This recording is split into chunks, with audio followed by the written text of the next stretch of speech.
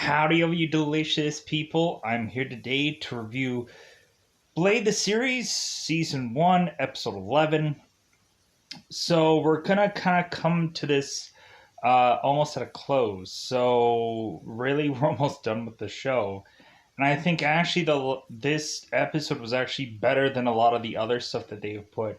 Yeah, it may feel like a filler kind of episode because really, what story do they have left to tell for any number of these people? Like, the flashback episode, I felt was like the most filler that they could do to try to just kind of get rid of some people, but also just to like try to seem like one character has been more important than he has been.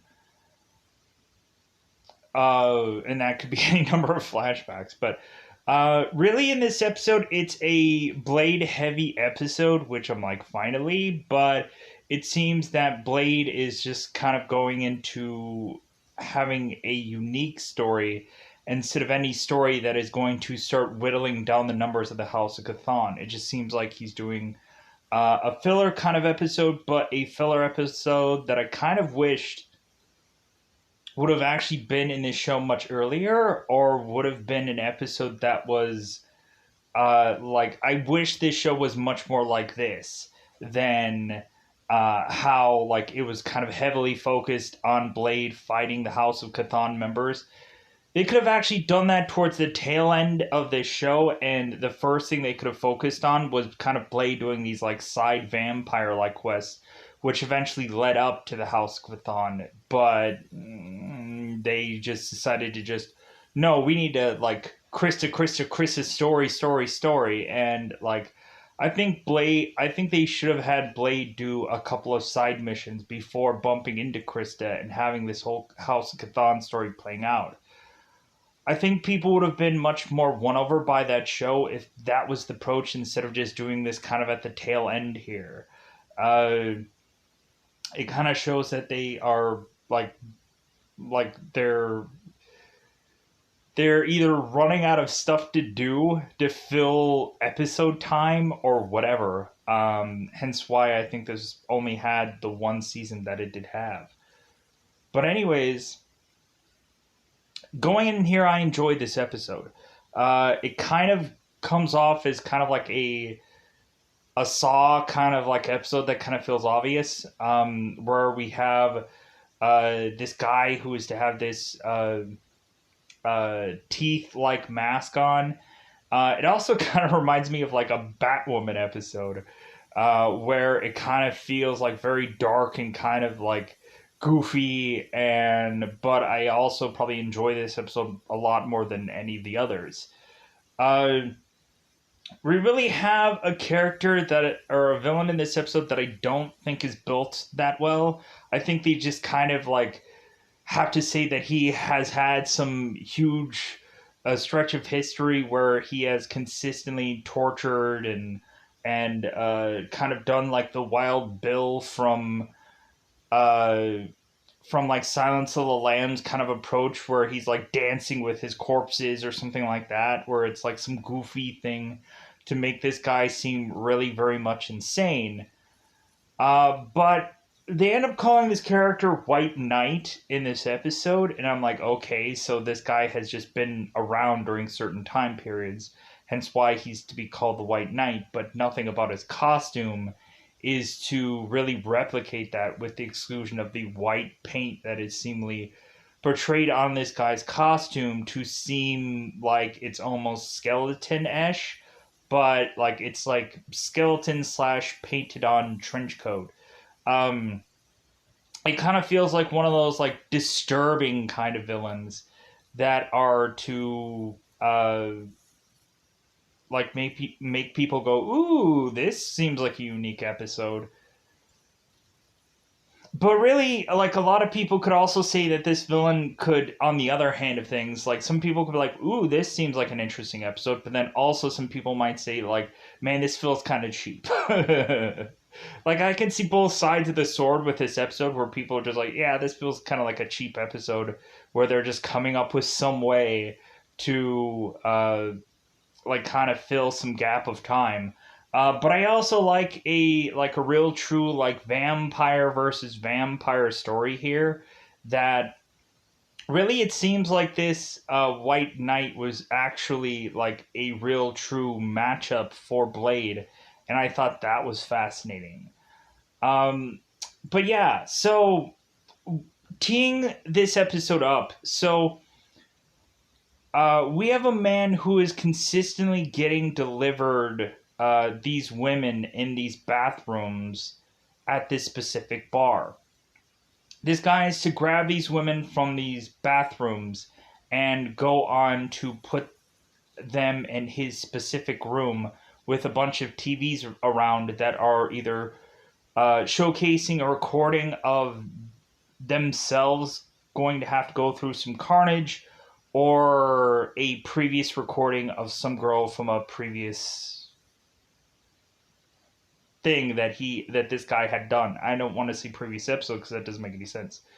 Like a prior thing that this guy has done, like he's showcasing what that this new girl is going to get into by watching this previous thing. I'm like, so this guy only grabs women and like this dude's a vampire. You would have thought like he would have like just chosen any number of, but I guess it's just like I guess beggars can't be choosers. But this guy just consistently has this delivery system of women, so I guess that just has to work out. And I guess maybe he's just in the women's bathroom consistently, which is whatever. Anyways, so besides that going on, we have also Krista going through rehab in this episode, and she is trying to siphon off of herself blood. So that means not much of Krista in this episode. Nothing wrong with Krista, but really it's just nice to like them writing a way to have Blade mostly be in an episode, kind of having Krista take a back seat for one episode, which I think was great.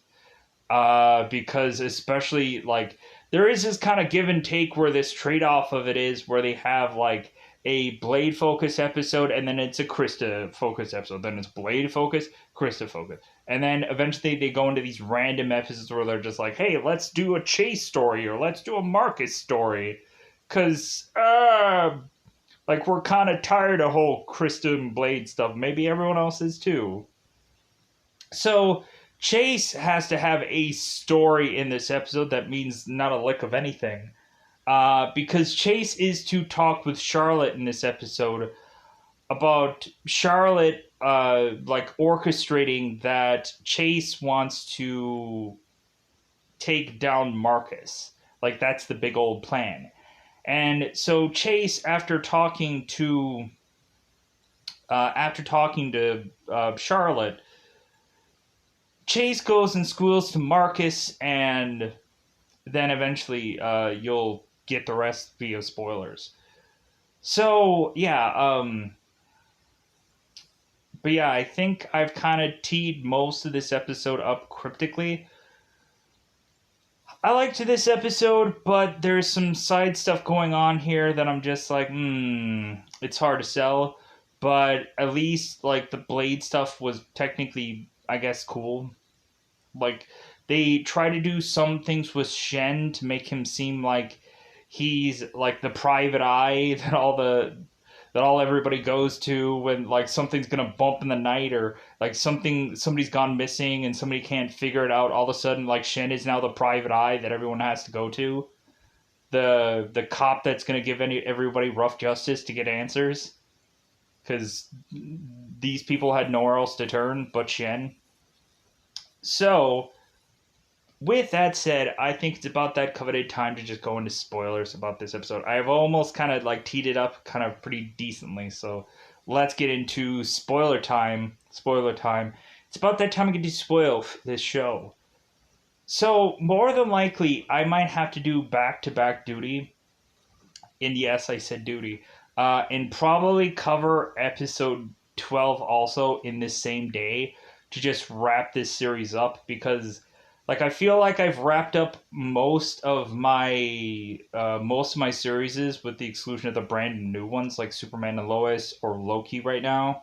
And so this one is like one episode away from being done, so I might as well just do both of the episodes in one day, and then finally just say, well, send off to Blade the series because it didn't go past this. So really, I want to say thank you for everybody that has consistently gone on to this series, because who knows where anybody's going to go after this. Some people may not be interested in this whatsoever of this channel after this whole thing is wrapped up. So thank you for being a part of this channel. But yeah, I'm probably going to record the 12th episode today, but it probably might not go out on the same day. But so that way I can have it covered. And plus, I'm gonna like try to do some things and stuff cryptically saying. So let's get into this. So, uh,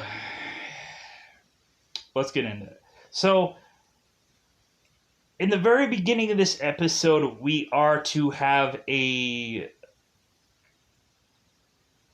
bartender that is to, or a waitress that is to talk to a bartender at a bar. I think her name is, or I think,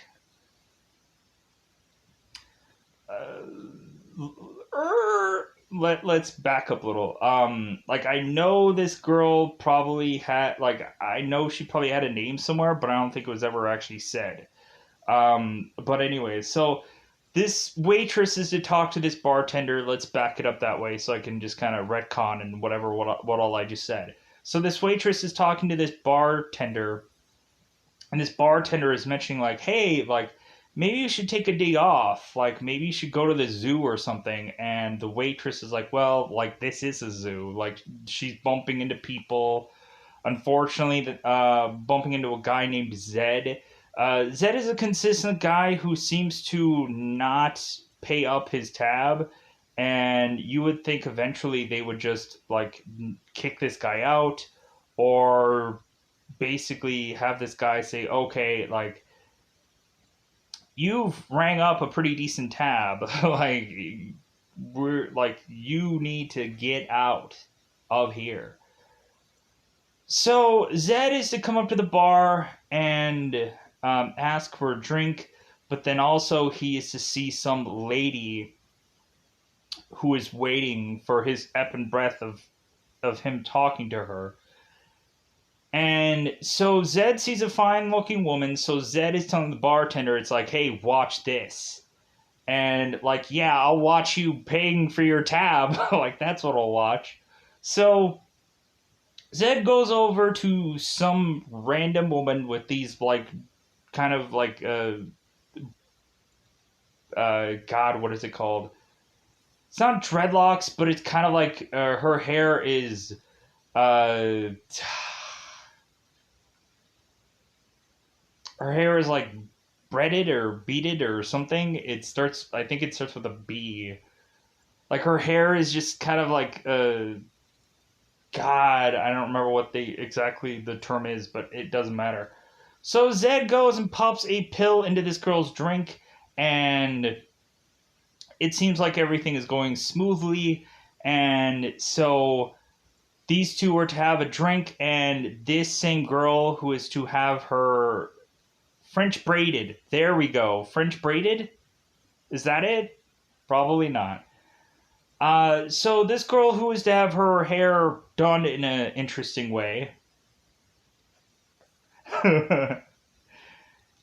she is to wake up bizarrely next to a man that loves to, let's just say, make home videos and has a bunch of TV sets bizarrely.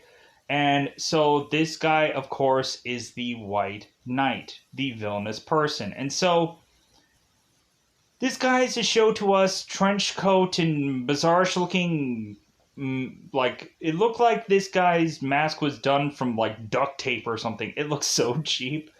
But, like, this guy has, like, teeth, like, real, seemingly legitimate teeth, like, all over this guy's, like, face mask, I guess, to look very intimidating, to basically say, hey, guess what? You're going to be another teeth trophy case upon my mask. So this guy goes and evidently pulls out teeth, and that's gonna be so menacing. But eventually, I guess he goes and uh, like rips and tears through people and like sees what their insides look like and all kinds of stuff. Like this guy has a history of being this torturer of people to where he like completely like tears them apart. I guess is the Shen back history of these people, where Shen is starting to look this guy up in old books and like see the horrible tortures that uh like this guy has done to people, I guess, in the past, because this guy has a long history of doing horrible things to people. So now I want to try to do this in a specific way because I don't want to consistently try to put pens in things and having to like go, okay, now let's swerve into this story because there's some swerving involved. But let's get this part out. So now we are to showcase what has happened to Krista.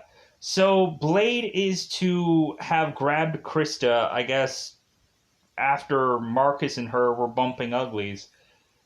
And so Blade grabs Krista and shoves her in a like a sealed room, and Blade is telling Krista that she needs to be pumped with serum again and that she needs to weigh off of blood.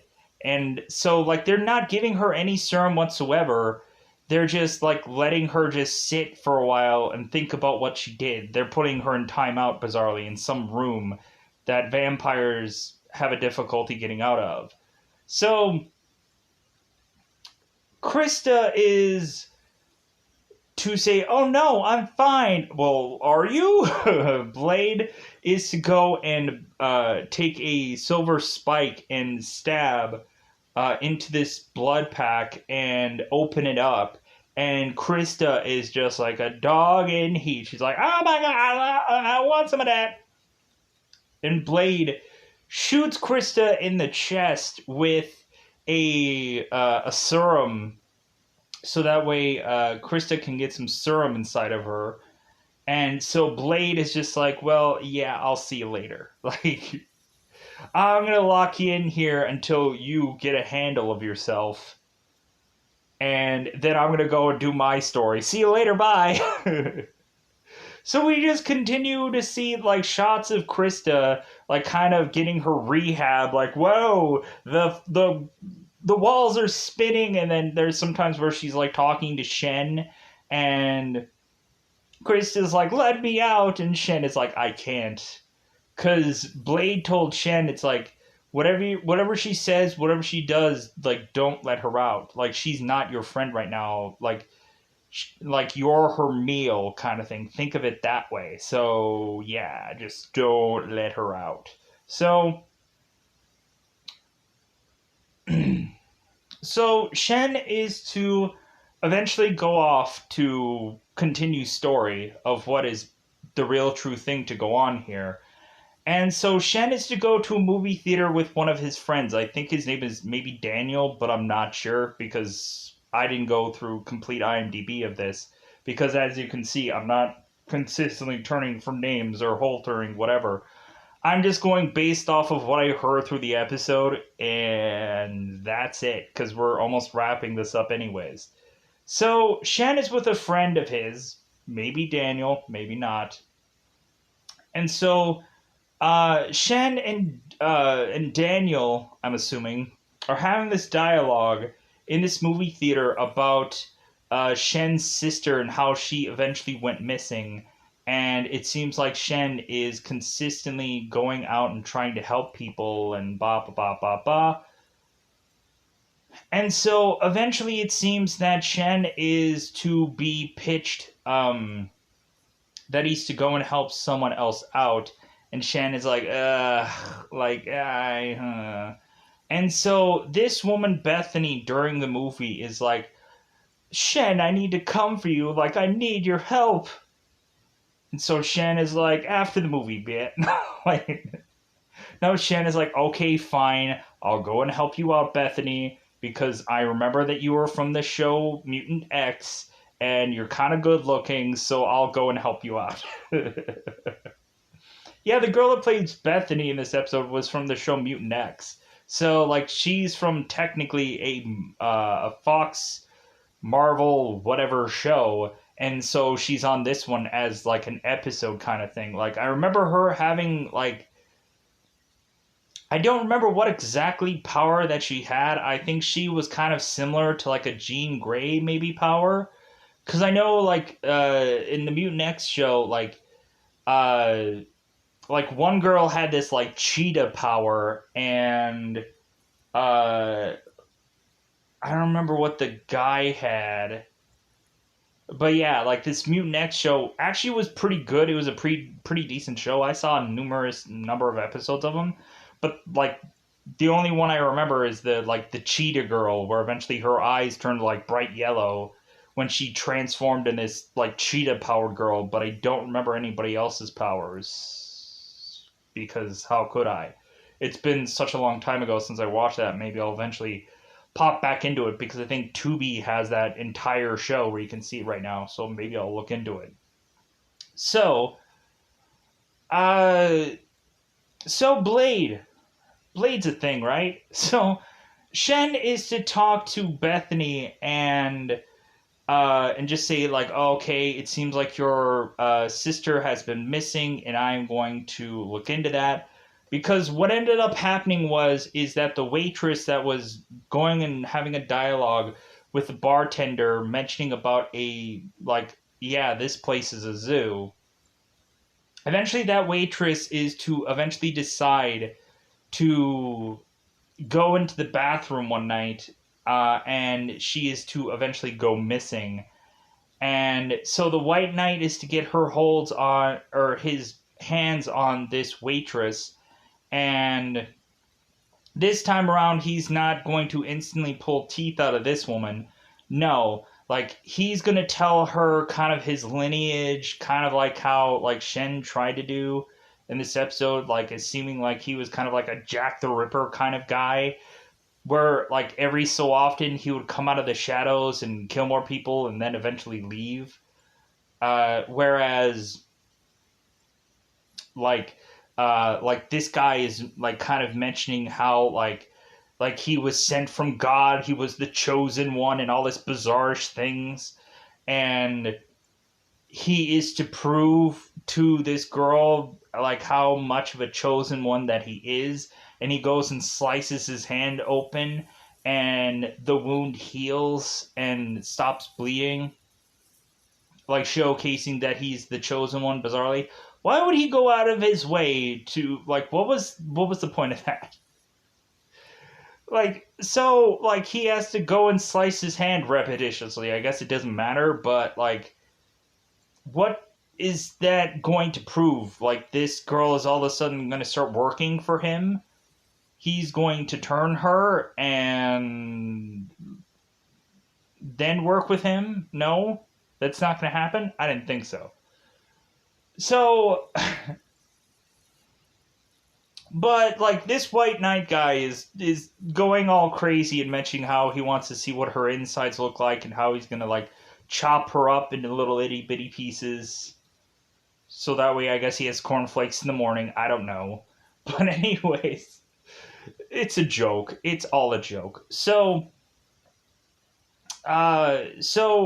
Shen is just like, well, okay, Bethany, like I think that we're gonna like I think we're gonna do this case. We're gonna solve this whole thing for you, and hopefully we'll find your sister alive, because more than likely, a lot of times, a lot of these cases, you'll find the woman dead, and that's sad.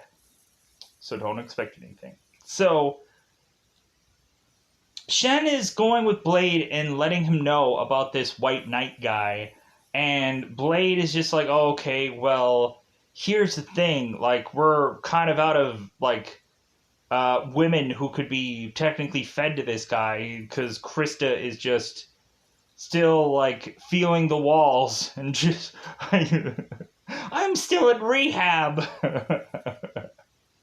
I have the shakes. I need blood. I need the blood in my mouth. So Blade is like, well, if Bethany wants her sister found, Bethany needs to become one of the people that is going to have to be served up to this guy, and we'll be able to track her and find her and then be able to save her along with whoever is still alive. And finally, like, get this White Knight guy and kill him and take him down. So they go and they do this whole like stakeout slash try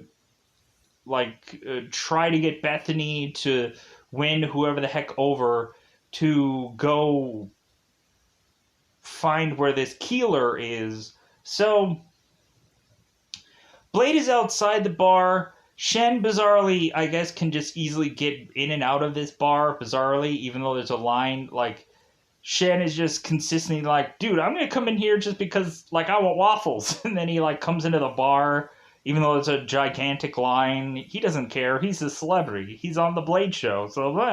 So Bethany, because she's from Mutant X, and Shen, because he's from the Blade series, they get into this bar like it's easy as pie. And so Bethany is just kind of like going around and trying to like meet people and exchange phone numbers and like try to see if there's a killer in this bar somewhere and try to maybe hook up with him and like try to get his digits and, you know, just common stuff. And so Shen is kind of watching over Bethany, and he's kind of being a little bit too like overprotective. He's like really watching over her consistently. And so the bartender is kind of like picking up some things that Shen is saying, and he's like, "Say what there, buddy?" And and Shen is like, "Nothing. And nothing. No, I wasn't talking to you." So like he could have just went like, "Headpiece, man, like I'm getting into some Rolling Stones. It's sweet, buddy. Oh, yeah. Yeah. Oh, you know?" So that way the bartender would just leave him alone. Because the bartender asks what Shen wants, and Shen is like, a Coke. And the bartender is like, a Coke, and Shen is like, a Coke. Because if you've ever been to a bar, or if you have been to a bar because you're of age or not of age, normally what they'll do, and I don't flack people that are bar people, they always want you to have alcohol or liquor or whatever, because more than likely if you probably just ask for a water or a Coke, which I've been guilty of, because I just go to a bar even when I was of age, and I would just be like, how about I just have water, or how about I just have a Coke, or how about I just have like a thing of mozzarella sticks, and like they would just be like, well, yeah, but don't you want to drink? I'm like, like, I guess, like, I don't know, like when I first started like drinking at a bar or whatever, like I never really knew what I wanted. Like I never really found like the right beer to consistently go there with. And so really I just ended up just kind of like, well, I guess I'll try this because it seems that like so and so person liked this, so I guess I'll try that. And then eventually I just was like, like I'm just not into that anymore. So eventually I just switched to just like light beer, and then I just went to a bar with that, and then like that was fine for a while. Michelob Golden Light. That's normally what I would have, but a lot of people are just like, "Yeah, that drink sucks." Like so everything just tastes magnificent. Like does everything just taste like oh beautiful? No, like not everything tastes good. So what? That's why I don't go to the bars that often. And plus, also, like I could just go and get my own beer at a establishment, at a place that sells beer a lot cheaper. But they're buying you at a bar, they're selling you the atmosphere. That's the whole thing. So anyways, so so Bethany is to go in to eventually going to meet Zed. And so Shen is assuming that Zed is the guy who Lord Zed from Mighty Morphin Power Rangers. Rangers! I will get you! The guy with the Z staff and like the all skeleton looking. No, not that Lord Zed. So Shen goes to Zed because he thinks that Zed is the guy that's arranging all these women to go into the bathroom. And so Shen goes and grabs this guy's arms to see his familiar tattoo, and he doesn't see it. And Zed is like, hey man, like, I'm not doing anything wrong. Because we find out Zed is not actually the guy that's luring all these women in here. I guess it's just a bizarre coincidence that any woman that's to end up in this bathroom for one reason or another is to be taken by monsterish man. And coincidentally, that seems like Zed, but it's not actually Zed. So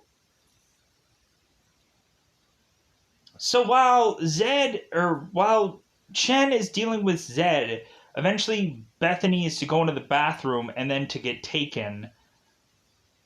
And so Shen is like, oh crap, like I lost Bethany while I was dealing with Zed. And Blade is like looking at his like little device and he's like, well, she hasn't moved, so something's up, something's going on in this bar. So eventually Shen is deciding to go to the bathroom because he has to take a huge one of those. And so once he's done kind of cleaning his hands after taking a huge all of a sudden we have the bartender that is also desperately needing to take a huge and coincidentally at the same time. And so Shen is consistently talking to Blade on his walkie. And so the bartender is like kind of catching on Shen's conversation. And so the bartender is just like, well, hey, like, you mentioned Blade. It's like, oh, so you're one of his. And so Shen is to grab the bartender to find that he has like a familiar tattoo. And it's like, oh, so this is the guy that's been feeding the monster is the bartender all along. And so the bartender confesses that the White Knight was supposed to get like 100 like women or whatever, and then the White Knight was going to turn this bartender into a vampire like him. And so, oh, and we also know that the White Knight would go and take Silver and like tattoo his body. Like there's several scars and stuff that are all over this guy's face. And eventually you might not see that on his stunt double. That kind of feels like, I think there's an obvious stunt double in this episode, but you gotta take it or leave it. So I think that they should have actually kept the mask on the guy through the whole entire episode. Like, especially during the fight scenes. Like, I think by the time that they were not doing the fight scenes, they should have had the mask come off and then reveal, like, this guy's face. Like, after all the fight scenes were over. It would have been smarter. But because then, like, they could have somebody in either one of the masks and no one would have known the difference. But that's what happens when people don't do smart thinking. And I know maybe the masks could have prevented somebody from seeing whatever reason they want to play off here. But I think the mask would have been a smarter strategy to kind of, like, dodge the whole, like, you can't see a stunt double thing. Because I think the stunt double, was taller. I think. So, anyways, going in here, so the White Knight is to eventually go into the bathroom because he has to take a huge... So the White Knight is to come out of the bathroom and see Shen is there with the bartender. And so the White Knight is to grab Shen and take him down to this secret bathroomed spot. And so eventually the White Knight is to like talk to Shen and be like, "Oh, so you're one of Blade's, I see. Ah." And so Blade is just like, what is up with everybody just disappearing in this bar? Like, I'm going to go in there and start firing off some rounds and go into the bathroom myself because you know what? I've been waiting for a long time and I need to take a huge. So I need to go also. So Blade goes into the bathroom and sees what the heck is going on with this bathroom. And so Blade is to make his way down into this section of this secret way, and so Blade is to go down there to confront this White Knight. And so no teeth has been lost by Shen, and like Shen hasn't been really legitimately been beaten up or really much of anything. So so Blade is to go and free. Here's something severely goofy. So Blade kicks Shen's handcuffs to break, and so now Shen is like free of handcuffs because Blade kicks Shen's handcuffs and the handcuffs break. That is the most bizarre thing that I've ever seen in a show in my life. What, Blade couldn't have just sliced it with a blade and that would have been a lot more convincing? No. So, Shen now has to fight the bartender, and now Blade has to go after the White Knight. So let's get to Shen stuff. So, Shen is to eventually go and find like a big, like those old fashioned like razors that like if you were to watch like the Johnny Depp movie Sweeney Todd, like those big razors that like are the like can really like shave your entire half of your face in one fell swoop. So Shen grabs one of those and stabs the bartender, telling him that that being dead just isn't him. And so Shen stabs this guy and kills him, so that way he doesn't turn into a vampire eventually. And so Shen eventually is to find all the women, and he is to rescue them and to take them all out of this spot. And eventually, the police are coming, and Shen leaves, and these women are saved, most of them. So Blade is going after this White Knight character, and so Blade is to, like, this White Knight character looks pretty cool. Like, he has to jump from a high distance, and Blade has to try to, like, jump from another high building to get to this other building to eventually get to this White Knight. And so so they're fighting inside this one, like, it looks like a parking garage-like thing. But it just looks like maybe, like, some condemned, like, building, but whatever. So Blade and this White Knight guy fight it out, and Blade is to rip off this guy's mask to showcase that his face is bizarrely, like, it looks like he's, like, tribal tattooed, but I guess those are just scars. So,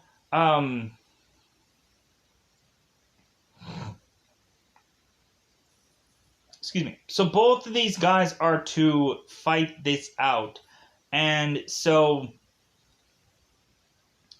eventually, Blade is to mention to this White Knight that he talks way too much.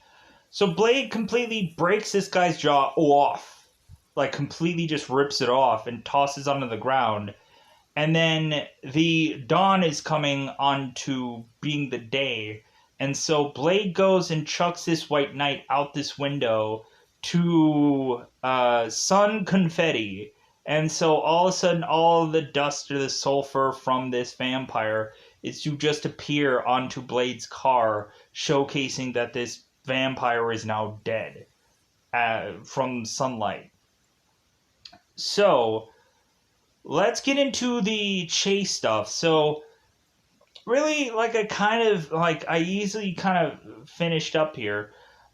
So, Blade is to go on, or Blade, Chase is to go on and get kidnapped by Thorn. And so now Chase and Charlotte are having a little talk, evidently in New Orleans, which I don't buy that whatsoever. It kind of looks like they just got another set piece that looks like from the House of Chthon, and they just made it look like they're in a different location. They're not. They're just saying it's New Orleans. Like they can find any home and say it's New Orleans. I'm not buying it. Plus, there might have been, like, they go with the classic Smallville thing where they go and, like, shoot, like, a random setting place that looks cool so that way they can, like, transition, which is garbage. Because I know that, like, this more than likely is just a set piece, but, like, they're actually having some actual home being shot somewhere and adjusted and whatever for whatever they need, because Smallville will tell me that. Plus, you have, like, one, like, shot of, like, one home that is used for an entire season. Like, there never is, like, it's just the same shot over and over and over again. Like, I think they shoot one during the day, and then I think they shoot one during the night. So that way it's either, like, well, it's going to be either the day or the night. So we only have these two shots. And then, like, this house kind of gets, like, some kind of stamp of approval of, like, oh, this was the official filming spot of Smallville. No, that was just the thing that they used consistently. And then maybe sometimes they needed, like, far away shots of the actual farm when they were doing certain things. But I'm not buying it. But anyways, mood point. So, Charlotte is talking to Chase and like, hey, I want you on my side because I'm a pureblood and you're a turned. So, like, a lot of you turned bloods, you know that you just, like, get all, like, I have to remember my past and, like, it's gonna haunt me for the rest of my life eternally because I live forever about my past and now it has to carry on to my vampire life. And so really Charlotte is to say, it's like, you know what, Chase, like, it seems like you took your past and made something of yourself. It seems like you seem like me when I was your age. So Charlotte is this young little thing, but Charlotte is telling Chase that, like, she reminds her of what she was when she was Chase's age. But Charlotte is much younger, but older, because vampire, but still, it's funny. So, it seems like this bizarrish, like, pitch for Charlotte to just desperately just be like, well, since I don't have anybody else, I'm just gonna pin Chase against Marcus. That seems so dumb. I don't get this at all. I don't get Charlotte pinning Chase against Marcus. That seems like the dumbest thing, the dumbest kind of strategy that Charlotte could come up with. But I guess since there's no other options, Chase has to be that person because they're just limited for cast members, I guess, in this show. So, so Chase is getting this whole whammadine pitch from Charlotte, and then Chase is going back to Marcus and basically telling Marcus everything. That, like, hey, yeah, Charlotte is just like, you know what, like, she likes me. So if anything, I've already turned on that guy Alex and killed him off. So what makes me all of a sudden just go like, you know what? Like, Alex was good and all, but I think Charlotte has a way better pitch than Alex did.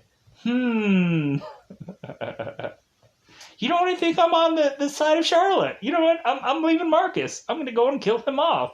No. Chase tells Marcus everything, and so Marcus is like, well, I think you need to go back to Charlotte because you need to keep going from New Orleans to wherever the heck.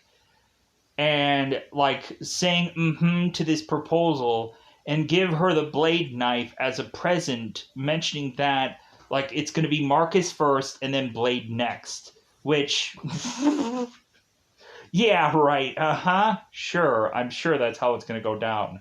So, Charlotte goes and does that, and, like, Charlotte is just all smitten about the blade sword because she's like, was this used in the movie or just this series? Because I want to know.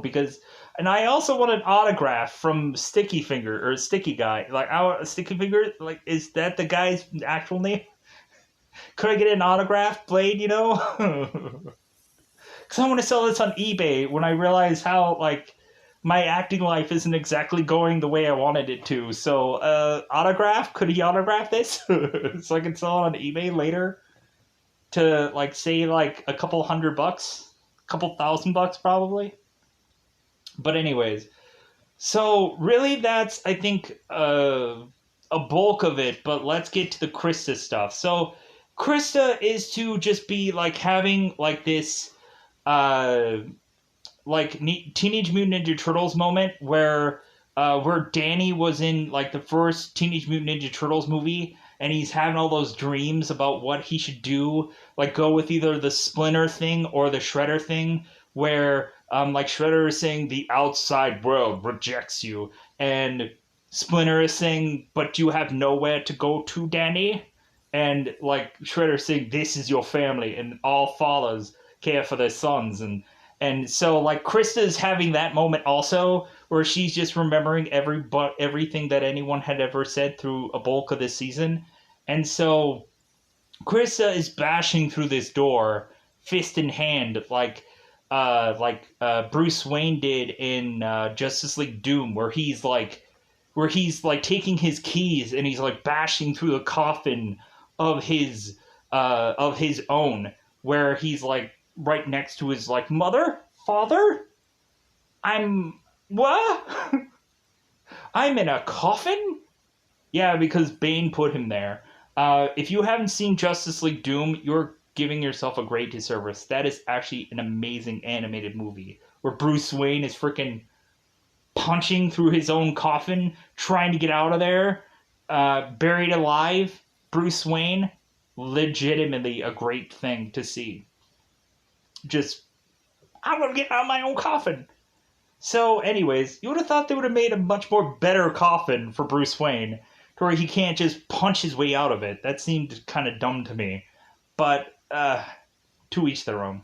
So, Krista is to punch her way through this metalish door, and so Shen and Blade are to make their way back, seeing this door completely flown off its hinges, and so they're like, oh no, let's get the guns out, let's get any number of other all kinds of weapons, let's bust out the yo-yo,